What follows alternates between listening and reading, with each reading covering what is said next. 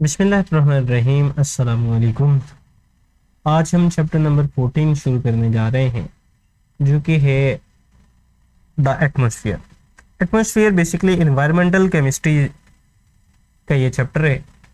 Environmental chemistry हमारे माहौल के मुतालिक डील करती है कि हमारा माहौल कैसा है और ह्यूमन एक्टिविटीज़ जो है वो किस तरह से हमारे माहौल को ख़राब कर रही हैं और हम अपने माहौल को ख़राब होने से किस तरह से बचा सकते हैं। ये सारी की सारी जो डीलिंग है ये इन्वायरमेंटल केमिस्ट्री जो है वो करती है। अब ओवरऑल अगर हम अपना जो है वो बात करें अपने इन्वायरमेंट की, या ओवरऑल हमारा जो प्लेनेट है ये 4 सिस्टम नेचुरल सिस्टम के ऊपर जो है वो मुश्तमिल है। इन 4 सिस्टम में नेचुरल सिस्टम जो है इनमें हमारे पास जो है वो लिथोस्फीयर है, हाइड्रोस्फीयर है, एटमॉस्फेयर है और बायोस्फीयर। लिथोस्फीयर ये जमीन इसको डील करता है। यानी अगर मैं यहाँ पर ये लिख दूं कि ये हमारे पास ये लिथोस्फीयर जो है वो जमीन की अंदरूनी तहों के बारे में है, या जमीन के अंदर जो कुछ पाया जाता है इनके बारे में जो है वो डील करता है। ये जमीन की अंदरूनी स्टेट के बारे में जो है ये बात करता है, यानी इंटरनल स्टेट ऑफ अर्थ।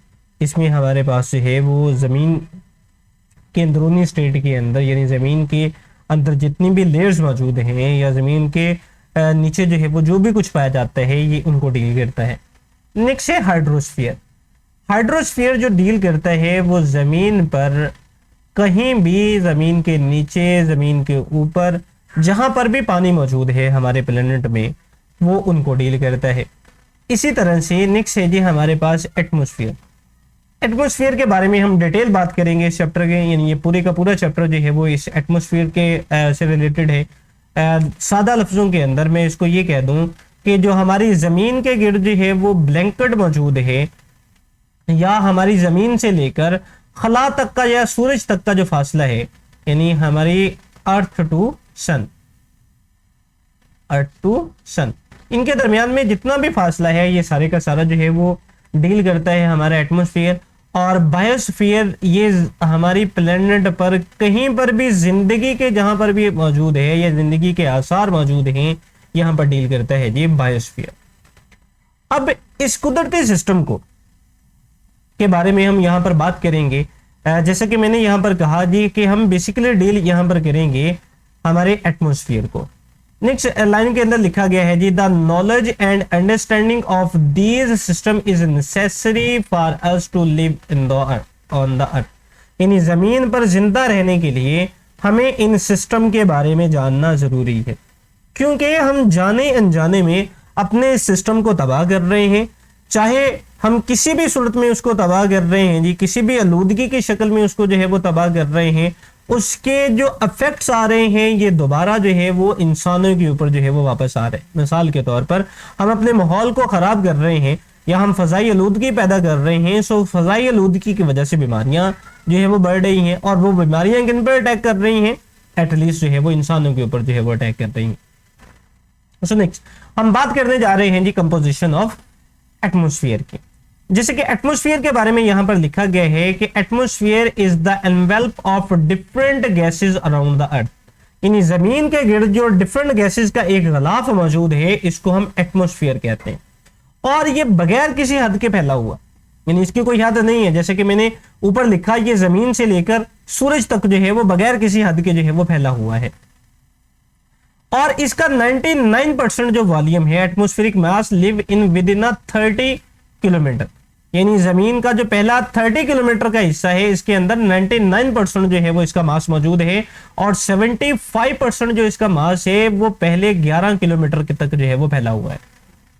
अब इसकी अगर हम कंपोजिशन की बात करें, यानी इनमें कौन कौन से गैसेस जो है वो मौजूद है, सो इनमें हमारे पास जो गैसेस मौजूद हैं इनमें हमारे पास फर्स्ट ऑफ ऑल जो है वो नाइट्रोजन मौजूद है जो कि 78.09% मौजूद है। ऑक्सीजन है ये 20.94% है। ऑर्गन है ये 0.93% है, और कार्बन डाइऑक्साइड है ये 0.03% है।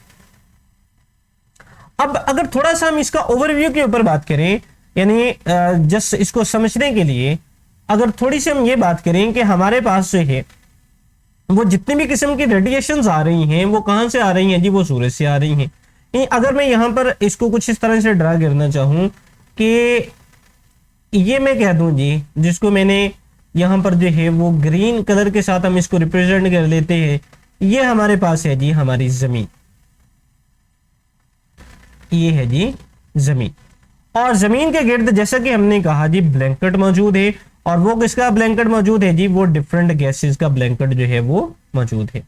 तो यहाँ पर मैं इसको डॉटेड लाइन के साथ जो है वो एयर ब्लैंकेट जो है वो यहाँ पर शो कर देता। अब इसमें वाटर वेपर्स भी हैं, हर किस्म की गैसेस जो हैं वो भी मौजूद हैं। और यहां पर रोशनी कहां से आ रही है जी, वो रोशनी हमारे पास आ रही है जी सूरज से। इसको मैं यहां पर सूरज को रिप्रेजेंट कर देता हूं जी, या इसको हम बना लेते हैं रेड कलर के साथ। ये हमारे पास क्या है जी, ये सूरज है। अब सूरज से रेडिएशंस निकलती हैं और वो रेडिएशन जो हैं वो जमीन तक पहुंचती हैं। यहां से मैं अगर कहूं जी ये वाली रेडिएशन जो है वो जमीन तक जो है वो पहुंच रही है। इन रेडिएशंस को कहा जाता है जी यूवी, यानी अल्ट्रा वायलेट रेस। ये इनकी वेवलेंथ शॉर्टर होती है जी, ये स्ट्रॉन्ग होती हैं और ये जमीन तक पहुंचती हैं। लेकिन जमीन तक ये वाली जो रेडिएशंस पहुंचती हैं, ये जस्ट जो पहुंच रही हैं ये 50% पहुंच रही हैं। तो बाकी 50% जो है वो किधर जाती हैं।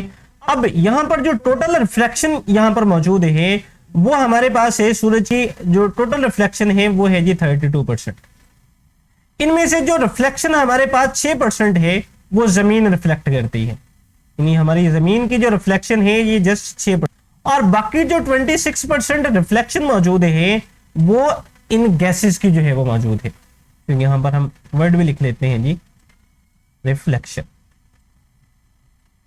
और हमारी जमीन जो है वो इसमें से 50% जो है वो अब्सॉर्ब कर रही है। बाकी जो अब्सॉर्ब हो रही है वो फजा के अंदर वाटर वेपर्स मौजूद हैं, गैसेस मौजूद हैं, क्लाउड्स मौजूद हैं, वो इनको जो है वो जज़ब कर देते हैं। अब जमीन ने जब ये जज़ब कर ली तो जमीन के जज़ब करने के बाद जमीन इन रेडिएशन को जो है वो एमिट करती है। अब जमीन जो इन रेडिएशन को जो एमिट करती है वो करती है जी IR रेज की सूरत में। इसको IR रेज को यहां पर जो है वो हम रिप्रेजेंट कर देते हैं जी व्हाइट कलर के साथ। ये वाली IR रेज के साथ, IR रेज जो है वो यहां से एमिट हो रही। अब ये वाली जो IR रेज है इनकी वेवलेंथ जो है वो ज्यादा होती है। अब ब्लैंकेट जो है वो इनमें से 50% को रोक लेता है और 50% को जो है वो गुजरने देता है। ये जो 50% यहां पर रुकती हैं, जो कि हमारी एटमॉस्फेयर में यहां पर जो रुकेंगी, ये हमारी जमीन के टेम्परेचर को जो है वो कंट्रोल किए हुए। बेसिकली ये जो हम डिस्कस कर रहे हैं ये ओवरऑल इस चैप्टर का ओवरव्यू है। हम इस चीज के ऊपर या ये वाला कॉन्सेप्ट जो है वो इस चैप्टर में हम 12 दफा जो है वो डिस्कस करते हैं। तो इसको यहां पर हम देख लेते हैं जी, इन सारी जो बातें हमने की इसको इन पॉइंट्स हम इनको जो है वो देख लेते हैं। इस पेज को थोड़ा जो है वो हम ऊपर की तरफ ले जाते हैं। सो जैसे कि यहां पर पहले पॉइंट के अंदर लिखा गया है जी sunlight have a short wavelength radiation. जो सनलाइट होती है वो शॉर्ट रेडिएशन वेवलेंथ होती है, जिनको हमने कहा जी अल्ट्रा वायलेट रेज है। Solar energy absorb by the earth surface and is transformed into the heat energy. तो जमीन इनको जज़ब करती है और इसको हीट एनर्जी की फॉर्म में ट्रांसफर करती है, जिसको हमने कहा जी IR radiations which are longer wavelength. On the average there is 32% reflection of the light. Total जो है वो 32% रिफ्लेक्शन है, जिसमें 6% जो रिफ्लेक्टेड है from the earth surface and 26% are reflected back into the space because of the cloud, gases, dust particle, atmosphere, and 18% of the sunlight is absorbed by the atmospheric gases। और जो बाकी 18% है वो atmospheric gases जो है वो जज़ब कर देती हैं। और जमीन तक कितनी पहुंच रही है, जस्ट 50%, जो कि नेक्स्ट पॉइंट में लिखा गया है जी the remaining 50% reach up to the earth and it is absorbed by it. 50% जमीन तक पहुंचती हैं और इनको जज़ब कर लिया जाता है। This energy radiations as heat energy of longer wavelength which is absorbed by the water vapor and carbon dioxide in the atmosphere। जो कि हमने कहा ये मैंने जो है वो यहाँ पर जिसको व्हाइट के साथ रिप्रेजेंट किया, ये वाली जो है हमारे पास है, इनको अब क्या करते हैं जी वाटर वेपर्स जो है वो इनको जज़ब कर लेते हैं और वापस जो है वो जमीन की तरफ जो है वो भेज दिए जाते हैं। सो जिसको मैंने यहाँ पर जो है वो यहाँ पर व्हाइट डॉट के साथ जो है वो रिप्रेजेंट किया है, जो कि हमारी जमीन का टेम्परेचर जो है वो कंट्रोल किए हुए। सो ये था जी आज का हमारा लेक्चर, जिसमें हमने बात की जी कि हमारे पास जो एटमॉस्फेयर है ये है क्या, या हमारा नेचुरल सिस्टम कितने सिस्टम पर मुश्तमिल है, एटमॉस्फेयर की कंपोजिशन देखी, और थोड़ा सा इस हवाले से बात की कि हमारी ओवरऑल ओवरव्यू क्या है जी हमारे एटमॉस्फेयर का, और हमारी ज़मीन जो है वो किस तरह से इसका टेम्परेचर जो है वो कंट्रोल किए हुए।